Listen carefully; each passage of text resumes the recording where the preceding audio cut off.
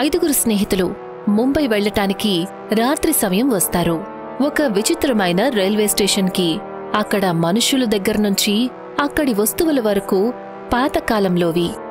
అలాగే అక్కడ జరుగుతుంది విచిత్రమైన సంఘటన. రోనిత్, నాకిక్కడ ఉండటం మంచిదనిపించట్లేదు. ఇక్కడ్నుంచి వెళ్దాం పదా. నేను కూడా ఉండాలనుకోవడం లేదు.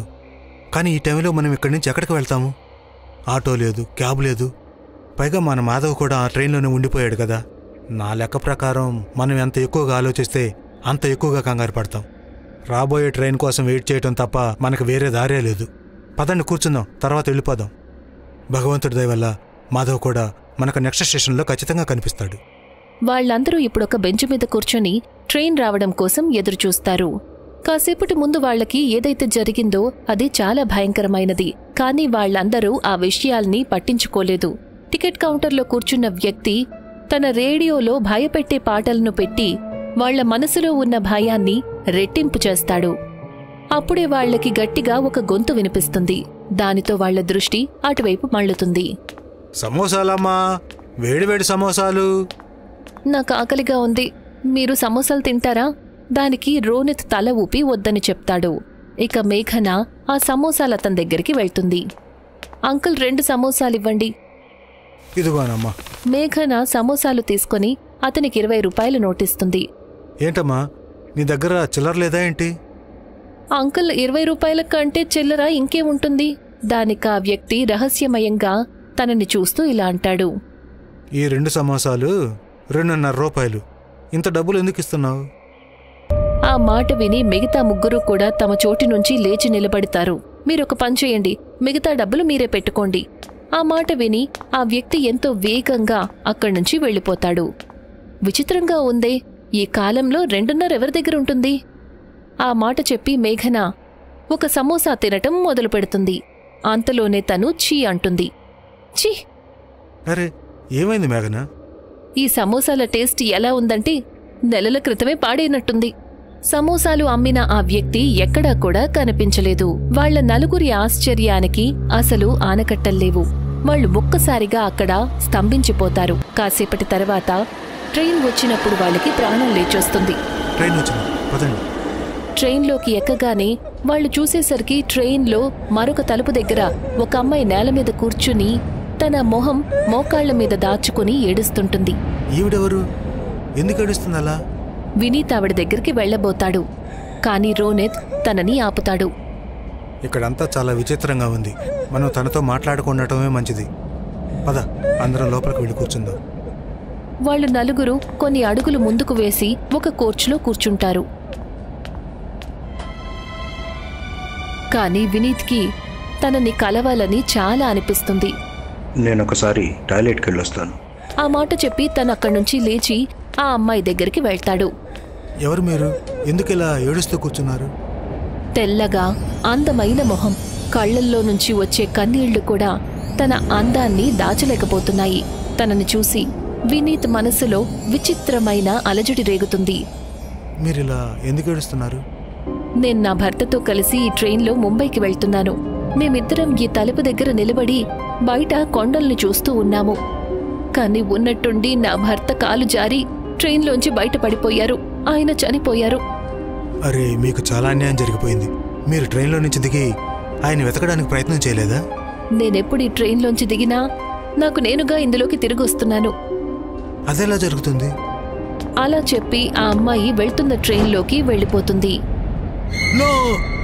వినీత్ ఒక క్షణం అలాగే ఉండిపోతాడు. తన కళ్ళ ముందు ఒకరు చనిపోవడం చూడటం తనకి చాలా పెద్ద విషయం. అప్పుడే ఉన్నట్టుండి వెనక నుంచి తన భుజం మీద ఎవరో చేయి పెడతారు. తను వెనక్కి తిరిగి చూసేసరికి తన ఆశ్చర్యం రెట్టింపవుతుంది. అదే అమ్మాయి పూర్తి క్షేమంగా తన ముందు నిలబడి ఉంటుంది. నువ్వెలా బతికిపోయావు? అదే నాకు అర్థం కావడం లేదు. ప్రతిసారి ఇలాగే వెళ్లి ఈ ట్రైన్లోంచి దిగుతున్నాను, కానీ తర్వాత మళ్ళీ ఇలాగే తిరిగొస్తున్నాను. అది చూసి వినీత్కి చెమటలు పడతాయి. ఆ అమ్మాయి నిజానికి చనిపోయింది. తన ఆత్మ ఈ విషయాన్ని యాక్సెప్ట్ చేయడం లేదు. వినీత్ ఏదో ఒకటి చేసేలోపే దానికంటే ముందే ఆ అమ్మాయి కళ్ళు ఎర్రగా మారిపోతాయి. వినీత్ గట్టిగా అరుస్తూ రోనిత్, రియా ఇంకా మేఘన దగ్గరికి వెళ్తాడు. ఏమైంది? ఎందుకంత భయపడుతున్నావు? అది అది ఆ అమ్మాయి అక్కడ కూర్చొని ఏడుస్తుంది కదా, తను నిజానికి ఒక ఆత్మ, మన వైపే వస్తుంది. అప్పుడే వాళ్ళందరికీ ఆ అమ్మాయి ఏడుస్తున్న శబ్దం వినిపిస్తుంది.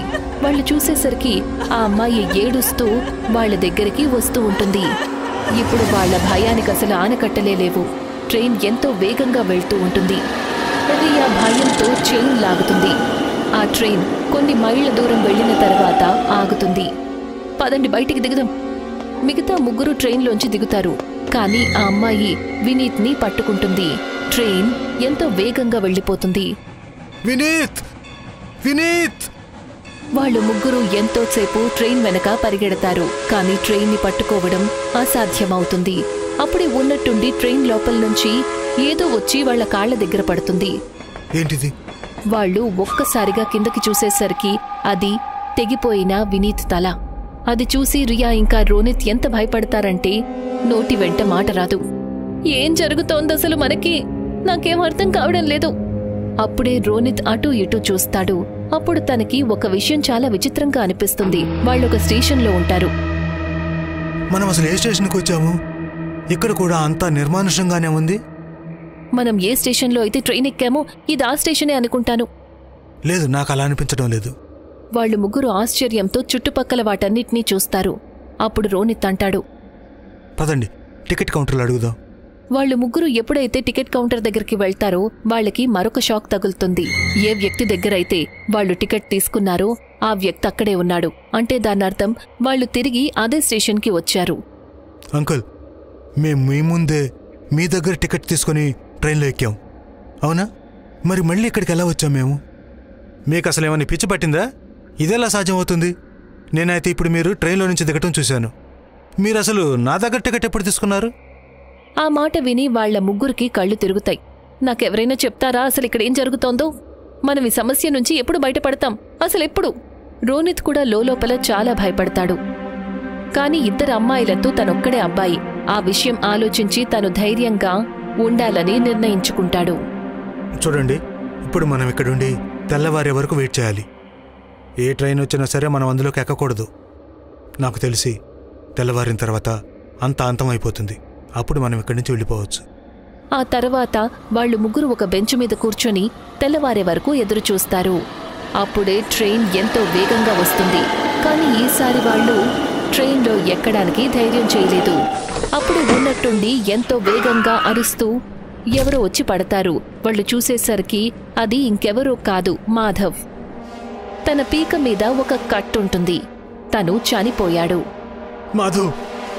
అది చూసి వాళ్ళు ముగ్గురు కూడా ఏడుస్తారు. ఆ టికెట్ అమ్మే అతను ఇప్పుడూ కూడా అక్కడే ప్రశాంతంగా కూర్చుని ఉంటాడు. ఈసారి వాళ్ళు ముగ్గురు ఎంతో బాధగా అతని దగ్గరికి వెళ్తారు. మీ ఈ స్టేషన్లో అసలు ఏం జరుగుతుంది? మా ఇద్దరు స్నేహితులు ఇక్కడికి వచ్చి వెళ్ళిన ట్రైన్లో ఎక్కి ఇరుక్కొని చనిపోయారు. కానీ ఇదంతా మీరు మీ కళ్ళతో చూస్తూ కూడా రియాక్ట్ అవ్వడం లేదు. అసలు ఇక్కడ ఏమీ జరగలేదన్నట్టు మాకు సాయం చేయటానికి కూడా ఎవరిని పిలవట్లేదు. మీకేమైనా పిచ్చి పట్టిందా? మీరు అసలు ఇలా ఎలా చెప్పగలరు? అంతా చూసిన తర్వాత కూడా నేనేం చేయట్లేదని. మీకు కనిపించటం లేదా? ఆ మాట వినగానే ఆ వ్యక్తి తన కళ్లకున్న కళ్ళజోడు తీస్తాడు. అతన్ని చూసి ముగ్గురు భయపడతారు. ఎందుకంటే అతని కళ్లల్లో నలుపు రంగు మాత్రమే కనిపిస్తుంది. అది చూసి వాళ్ల ముగ్గురికి కూడా స్టేషన్లో ఒక్క నిమిషం ఉండటం కూడా తమ ప్రాణానికి ప్రమాదమని అనిపిస్తుంది. వాళ్ళు ముగ్గురు పరిగెడతారు. ఎలా పరిగెడతారంటే వాళ్ళు వెనక్కి తిరిగి చూడలేదు. ఆ క్యాబ్ అతను మనల్ని ఎక్కడికైతే డ్రాప్ చేశాడో మనం అక్కడికే వెళ్ళాలి. అంతవరకు ఎవరు ఆగకూడదు. వాళ్ళు ముగ్గురు కూడా ఆ చోటికి పరిగెత్తుకుంటూ వెళ్తారు. చాలాసేపు పరిగెత్తిన తరువాత వాళ్ళు స్టేషన్ దగ్గర నుంచి దూరంగా వెళ్తారు. ఇప్పుడు ఆ జంక్షన్ రాబోతోంది. ఆ క్యాబ్ డ్రైవర్ మనల్ని డ్రాప్ చేసిన చోటు. వాళ్ళు ముగ్గురు మనసులో భయంతో పరిగెడతారు. చాలాసేపటి తర్వాత కూడా వాళ్లకి కళ్ల ముందు అదే స్టేషన్ కనిపిస్తుంది. వాళ్ళు ఆగిపోతారు. మనం మళ్ళీ ఆ స్టేషన్కే వచ్చాం. ఇక్కడి నుంచే కదా పరిగెత్తాము. మీకేమైనా పిచ్చి పట్టిందా? మీరు మొదటిసారి ఈ స్టేషన్కి వచ్చారు. ఎప్పుడైతే ఆ వ్యక్తి గొంతు వినిపిస్తుందో వాళ్ళు మళ్లీ పరిగెత్తటం మొదలు పెడతారు. ఈసారి కూడా వాళ్ళు ఎంతో కష్టపడి పరిగెత్తిన తర్వాత కూడా మళ్లీ అదే స్టేషన్కి వస్తారు. కాని ఈసారి వాళ్ళు ఆగలేదు, పరిగెడుతూనే ఉన్నారు. ప్రతిసారి తిరిగి అదే స్టేషన్ దగ్గరికి వస్తారు. చివరికి 5వసారి కూడా వాళ్ళు అదే స్టేషన్ దగ్గరికి వస్తారు. ఇక వాళ్ల వల్ల కాదు, అలసిపోయి వాళ్ళు ముగ్గురు అక్కడే పడిపోతారు. ఇక వాళ్ళు చేతులెత్తేస్తారు. నెమ్మదిగా వాళ్ల ముగ్గురి కళ్ళు మూతబడతాయి. ఏదైతే వాళ్లకి వినిపిస్తూ ఉంటుందో అదంతా కూడా ఇక వినపడదు. కాసేపటి తర్వాత రోనిత్ కళ్ళు తెరుస్తాడు. తను చూసేసరికి ఇక తెల్లవారుతుంది. వాళ్ళు ముగ్గురు క్యాబ్ డ్రైవర్ ఏ జంక్షన్ దగ్గరైతే వాళ్లని డ్రాప్ చేశాడో అక్కడుంటారు. రియా, మేఘన, లేవండి. వాళ్ళిద్దరూ కూడా తన గొంతు విని లేస్తారు. ముగ్గురు కళ్లల్లో కన్నీళ్లతో అక్కడ్నుంచి తిరిగి తమ ఇంటికి బయలుదేరతారు. ఆ రోజు రాత్రి వాళ్ళు ముగ్గురు తప్పించుకున్నారు. కాని ఇద్దరు స్నేహితుల్ని కోల్పోయిన బాధ కాళీఘాటి రైల్వే స్టేషన్ మీద వాళ్ల మనసులో ఎంత భయాన్ని ఏర్పరిచిందంటే దాన్ని వాళ్లు తమ మనసులో నుంచి ఎప్పటికీ తీయలేకపోయారు. రాత్రి సుమారు 9 గంటలు పట్నం అలికిడికి దూరంగా ఒక నిర్మానుష్యమైన ప్రదేశంలో భుజాలకు బ్యాగ్ తగిలించుకుని వినీత్ నిలబడి ఉంటాడు. తన చేతిలో మొబైల్ ఉంటుంది. దాంట్లో తను మాటిమాటికి టైం చూస్తూ ఉంటాడు. రెండు వైపులా దట్టమైన అడవి. అక్కడ నుంచి ఎప్పుడు ఏ జంతువు శబ్దం వినిపించినా కూడా తను భయపడిపోతాడు. వీళ్ళసలు హద్దులు దాటేశారు. నేనింక వెయిట్ చేయలేను. తను రోనిత్కి కాల్ చేశాడు. 3 సార్లు రింగ్ అయిన తర్వాత తను కాల్ రిసీవ్ చేశాడు. హలో వినీత్. ఏంటి హలో వినీత్? అరగంట సేపటి నుంచి నేను ఇక్కడే నిలబడి ఉన్నాను. ఏదైనా అడవి మృగం లేక ఎవరైనా దొంగ వస్తే నా పరిస్థితి ఏమవుతుంది? సారీరా, నీకు తెలుసు కదా ఆడపిల్లల సంగతి. వాళ్ళు అరగంట అని చెప్తారు, కానీ చివరికి 3 గంటలు తీసుకుంటారు. ఎప్పుడైతే వాళ్ళు తయారయ్యారో ఆ తర్వాత కాళీఘాట్ స్టేషన్కి రావడానికి ఒక్క ఆటో కూడా దొరకనేలేదు. సరే, ఇప్పుడు మీరు ఎక్కడున్నారో చెప్పండి. ఒక అంకుల్ క్యాబ్లో వస్తున్నాం అని చెప్పి రోనిత్ నెమ్మదిగా అన్నాడు. మేము ఆయనకు చెప్పలేదు. మేము కాళీఘాట్ రైల్వే స్టేషన్కి వెళ్ళాలని. ఒక్కసారి నిన్ను పిక్ చేసుకుంటే ఆ తర్వాత అప్పుడు ఆయన ఎలాగైనా ఒత్తిడి చేసి తీసుకెళ్లేలాగా చేద్దాం. నువ్వు అక్కడే ఉండు. ఇంకా కాసేపు వెయిట్ చేసిన తర్వాత ఒక క్యాబ్ తన ముందుకొచ్చి ఆగుతుంది. అందులో రోనిత్, మాధవ్, రియా ఇంకా మేఘన కూర్చుని ఉంటారు. ఇంకో 5 నిమిషాలు గనక లేట్ అయి ఉండంటే నేను ఇక్కడి నుంచి వెళ్ళిపోయి ఉండేవాడిని. సరే, ఎందుకు కోపడుతున్నావు? రా, వచ్చి బండి ఎక్కు. చెప్పండి సార్, ఇప్పుడు ఎక్కడికి వెళ్ళాలి మీరు? అంకుల్, అది మేము కాళీఘాట్ రైల్వే స్టేషన్కి వెళ్ళాలి. ఏమన్నా? కాళీఘాట్ రైల్వే స్టేషనా? ఇప్పుడు ఇంత రాత్రి వేళ? మీరు ఎందుకు అలా షాక్ అవుతున్నారు? అరగంట కదా ఇక్కడి నుంచి. మీరు మమ్మల్ని అక్కడ డ్రాప్ చేయండి, తర్వాత మీకు డబ్బులు ఇచ్చేస్తాం. విషయం డబ్బుల గురించి కాదు. ఆ రైల్వే స్టేషన్ అసలు సరిగా లేదు. భూత ప్రేతాలు, మోసం, అక్కడ మొత్తం అన్ని రకాలుగా మోసం ఉంది. ఆ మాట విని రియా ఇంకా మేఘన మొహంలో కొంచెం భయం కనిపిస్తుంది. బహుశా అందుకే ఏ ఆటో అతను కూడా అక్కడికి రావడానికి రెడీ అవ్వలేదేమో. అరే ఏంటి రియా, నువ్వు ఇటువంటి మాటలు నువ్వు నమ్ముతున్నావా? అంకుల్, మీరు మమ్మల్ని అక్కడికి తీసుకువెళ్ళండి. ఎంత డబ్బులు కావాలంటే అంత డబ్బులు మీకు ఇచ్చేస్తాం. మీరు మమ్మల్ని ఇంకా భయపెట్టే మాటలు మాత్రం చెప్పొద్దు. ఆ మనిషి కాసేపు ఆలోచిస్తాడు. కాని అతను కాళీఘాట్ రైల్వే స్టేషన్ వైపు బండిని పోనిస్తాడు. ముంబై చేరిన తర్వాత ఇక వారం రోజుల పాటు ఎంజాయ్మెంట్. అవునవును, నేను కనీసం 3 సార్లైనా జుహూ బీచ్కి వెళ్ళి ఎంజాయ్ చేస్తాను. ఇప్పుడు ఒక నిర్మానుష్యమైన రోడ్డు కనిపిస్తుంది. ఆ క్యాబ్ డ్రైవర్ అక్కడే క్యాబ్ ఆపుతాడు. అరే, ఏమైంది అంకుల్? మీరిక్కడ బండి ఎందుకు ఆపారు? ఇప్పుడు నేను ఇక్కడి నుంచి వెళ్ళలేను.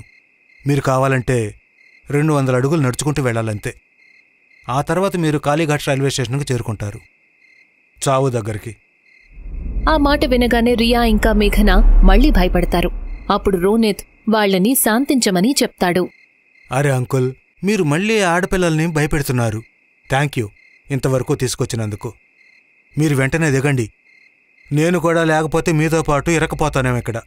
వాళ్ళ 5గురు కూడా తమ వస్తువుల్ని తీసుకుని క్యాబ్లోంచి దిగుతారు. ఆ క్యాబ్ అతను హనుమాన్ చాలీసా చదువుతూ అక్కడ్నుంచి వెళ్ళిపోతాడు. చాలా విచిత్రమైన వ్యక్తి. భూత ప్రేతాలు మోసాలతో నిండి ఉన్న రైల్వే స్టేషన్. ఆ మాట చెప్పి అబ్బాయిలు 3 నవ్వుతారు. ఒక బోర్డు మీద వాళ్లకి కాళీఘాట్ రైల్వే స్టేషన్ వైపు వెళ్లే గుర్తు కనిపిస్తుంది. వాళ్ళు అటువైపే వెళ్తారు. సుమారు 200 అడుగులు నడిచిన తర్వాత వాళ్ళ 5గురు స్టేషన్కి చేరుకుంటారు. వాళ్ళు చూసేసరికి అక్కడ వాళ్ళు తప్ప ఇంకా చాలా మంది ఉంటారు. చూసారా ఎంతమంది ఉన్నారు ఇక్కడ? ఆ వ్యక్తి అనవసరంగా మనల్ని భయపెట్టాడు. దానికి వినీత్ ఆలోచిస్తాడు. ఆ తర్వాత కానీ విచిత్రం ఏంటంటే ఇక్కడ అందరూ కూడా 90s కాలం నాటి బట్టలు వేసుకున్నారేంటి కదా? ఎవరి చేతికి కూడా మొబైల్ లేక చేతికి స్మార్ట్ వాచ్ లేదు. ఎలా అనిపిస్తోందంటే మనం చాలా ఏళ్లు వెనక్కొచ్చినట్టుంది. వాళ్ళందరూ కూడా ఈ విషయం మీద దృష్టి పెడతారు. స్టేషన్కి వచ్చి వెళ్లే వాళ్ళందరూ కూడా చాలా పాతకాలపు బట్టలు వేసుకుని ఉంటారు. ఇంకా చెప్పాలంటే టికెట్ కౌంటర్ దగ్గర కూర్చున్న మనిషి దగ్గర కూడా పాతకాలపు రేడియో ఒకటి ఉంటుంది. మీరందరూ కూడా ఆ అంకుల్ మాటల్ని చాలా సీరియస్గా తీసుకున్నట్లున్నారు. ఎక్కువగా ఆలోచించకండి, నేను వెళ్ళి టికెట్ తీసుకుని వస్తాను. ఆ మాట చెప్పి రోనిత్ టికెట్ కౌంటర్ దగ్గరికి వెళ్తాడు. లోపల కూర్చున్న వ్యక్తి రాత్రి వేళ కూడా కళ్ళజోడు పెట్టుకుని ఉంటాడు. ఈ కాలంలో రేడియో, అరే నాకు చాలా విచిత్రంగా అనిపిస్తోంది. ఏంటి రియా, నువ్వు చాలా నెగటివ్గా ఆలోచిస్తున్నావు. మనమేమైనా వీళ్ళతో రిలేషన్ ఏర్పాటు చేసుకోవాలా ఏంటి? మనం ఇక్కడ ఉండాలి, ట్రైన్ వచ్చిన తర్వాత దానిలో ఎక్కేసి ముంబైకి వెళ్ళిపోవాలి. సింపుల్. రండి ఇక్కడ కూర్చుందాం. వాళ్ళందరూ ఒక బెంచ్ మీద కూర్చుంటారు. అక్కడ రోనిత్ ఆ వ్యక్తితో టికెట్ అడుగుతాడు. 5 టికెట్స్ ముంబైకి ఇవ్వండి. ఆ వ్యక్తి రోనిత్కి టికెట్ ఇస్తాడు. ఇవ్వండి సార్, 65 రూపాయలు అయ్యింది. ఆ మాట విని రోనిత్ ఆశ్చర్యపోతాడు. ఆ తర్వాత ఏంటి అంత తక్కువ? రోనిత్ టికెట్ మీద చూసేసరికి ఒక టికెట్ మీద 12 రూపాయలు రాసుంటుంది. ఇది చాలా విచిత్రంగా ఉంది. టికెట్ తీసుకుని రోనిత్ మిగతా 4 దగ్గరికి వెళ్తాడు. వాళ్ళందరూ కూడా ట్రైన్ రావడం కోసం ఎదురుచూస్తారు. అక్కడ ఉన్న మిగతా వాళ్ళందరూ కూడా వాళ్ళని ఏమాత్రం పట్టించుకోలేదు.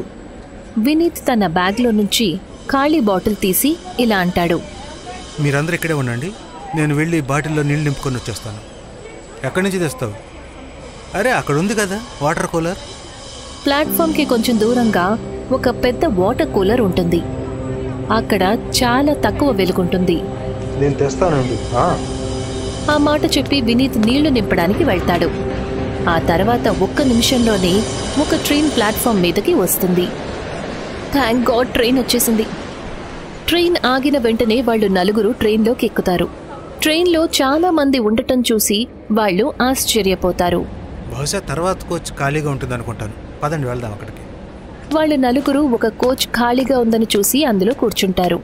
అరే రా, ట్రైన్ వెళ్ళిపోతుందేమో. వస్తున్నాను.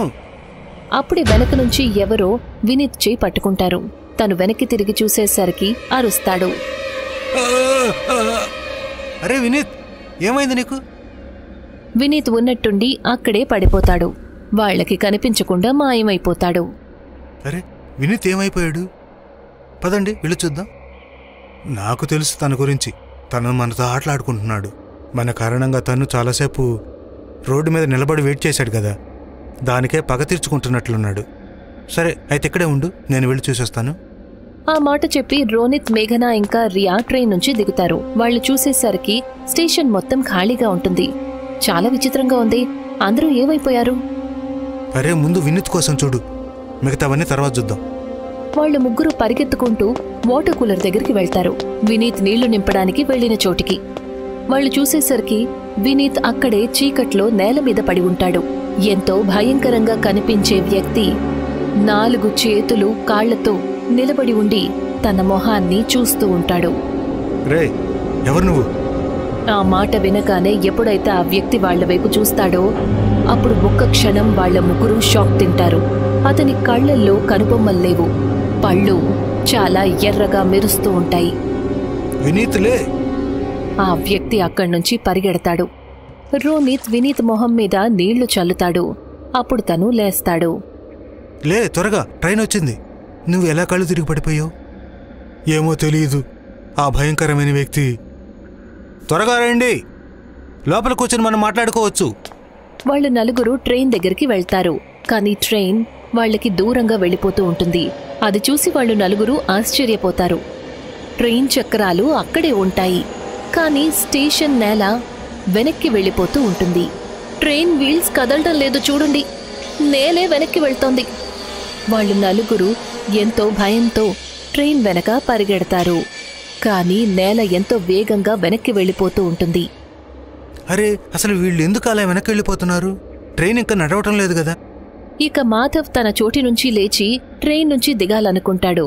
కాని అప్పుడే ఎవరో తన కాళ్లు పట్టుకుంటారు. ఎవరిది? ఆ ట్రైన్ ఇప్పుడు వాళ్లకి దూరంగా వెళ్లిపోయుంటుంది. మాధవ్ ఆ ట్రైన్లోనే ఉండిపోయాడు. ఇప్పుడు తన పరిస్థితి ఏంటి? పదండి, ఆ టికెట్ కౌంటర్లో ఉన్న వ్యక్తితో మాట్లాడదాం. వాళ్ళు నలుగురు భయపడుతూ ఆయాసపడుతూ టికెట్ కౌంటర్లో ఉన్న ఆ వ్యక్తి దగ్గరికి వెళ్తారు. అతనితో రియా, అంకుల్ మీరు చూశారు కదా, ట్రైన్ ఇక్కడికొచ్చింది స్టేషన్ భూమి దానంతటదే వెనక్కి వెళ్ళిపోయింది. ఆ ట్రైన్లో మా ఫ్రెండ్ ఉండిపోయాడు. ఇప్పుడు మేము తనని ఎలా వెతుకుతాము? మీ అందరికీ అసలు మతి ఉందా లేదా? నేల ఎట్లా వెనక్కి వెళ్తుంది? అలాగే అయ్యింది అంకుల్. ఇక్కడ అందరూ ఎవరైతే ఉన్నారో వాళ్ళు కూడా ఉన్నట్టుండి మాయమైపోయారు. వాళ్ళందరూ కూడా అదే ట్రైన్లో కూర్చొని వెళ్ళారు. మీరు ఏదో పొరపాటు పడుతున్నట్లున్నారు. ట్రైన్ ఎంతో వేగంగా ఇక్కడి నుంచి వెళ్ళింది. స్టేషన్ ఇప్పుడు కూడా అక్కడే ఉంది. కానీ మేమేదైతే చూసామో దాన్ని మేము ఎలా అబద్ధం అనుకోగలం? అరగంట తర్వాత నెక్స్ట్ ట్రైన్ వస్తుంది, అందులో ఎక్కండి. ఆ తర్వాత నెక్స్ట్ స్టేషన్లో దిగి అక్కడ మొదలు పెట్టండి మీ ఫ్రెండ్ని ఎతకటం. ఇక నా బుర్ర తినకండి. అతని మాట విని నలుగురు అదే బెంచ్ దగ్గరికి వెళ్తారు. ఆ తర్వాత రియా తన మొబైల్ తీస్తుంది. నేను మాధవ్కి కాల్ చేస్తాను. రియా కాల్ చెయ్యాలి అనుకుంటుంది. కానీ తన మొబైల్లో నెట్వర్క్ లేదు. నా మొబైల్లో అసలు నెట్వర్కే లేదు. రోనిత్, నువ్వు చెక్ చెయ్యి. ఆ తర్వాత ఒక్కొక్కరుగా అందరూ తమ మొబైల్స్ తీస్తారు. అందరికీ నెట్వర్క్ మాయమవుతుంది. మరొకవైపు మాధవ్ ఇంకా ట్రైన్ లోపలే ఉన్నాడు. తను వెనక్కి తిరిగి చూసేసరికి తన కాళ్ళు ఎవరో పట్టుకుని ఉంటారు. తన కళ్ళు ఆశ్చర్యంతో అలాగే ఉండిపోతాయి. వెంటనే తను గట్టిగా అరుస్తాడు. మాధవ్ అసలక్కడ ఏం చూశాడు? వాళ్ళు నెక్స్ట్ ట్రైన్ని ఎక్కగలుగుతారా? ఒకవేళ ఎక్కినా వాళ్ళు సేఫ్గా ఉంటారా? అసలక్కడ ఆ భూతాల స్టేషన్లో ఏం జరుగుతోంది? ఆ రహస్యం గురించి మీరు తెలుసుకుంటారు ఈ కథ తరువాతి అలాగే ఆఖరి పార్ట్లో.